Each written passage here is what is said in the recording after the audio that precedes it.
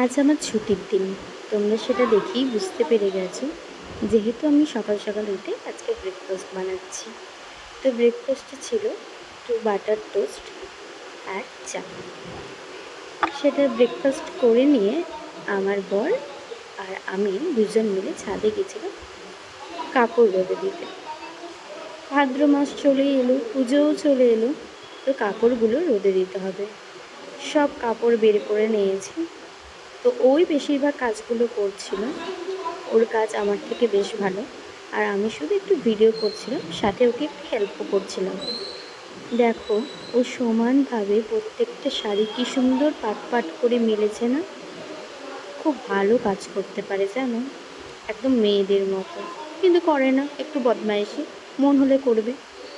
তো এই দেখো, দুজনেই আমরা ঘেমে গেছি রোদ্রে, খুব রোদ ছিল। তাই নিচে নেমে আমরা দুজনেই একটু কোল্ড ড্রিঙ্কস খেয়ে নিচ্ছিলাম। এই গরমে কোল্ড ড্রিঙ্কস ছাড়া থাকাই যায় না। এই যে মাম শাক রান্না করবে বলে শাকগুলো বেছে রেখেছিল, আমি একটু ভিডিও ক্লিপ নিলাম। আমি সেই সিঁড়িতে বসে আছি। আকাশের ভিউটা দেখো, মনে হচ্ছে না পুজো চলে এসেছে? পুজো তো চলেই এসেছে, তাই স্কিন কেয়ারের সাথে সাথে হেয়ার কেয়ারও করতে হবে। তাই একটু চুলে হেয়ার মাস্ক লাগাচ্ছিলাম। মাস্কটা খুব ভালো, আমি ওয়াওয়ের অনিয়ন হেয়ার মাস্কটা লাগাই। তো আমি লাগালে তো একা হবে না, আমার যে আরেকজন আছে, আমার বর, ওনাকেও লাগিয়ে দিতে হবে।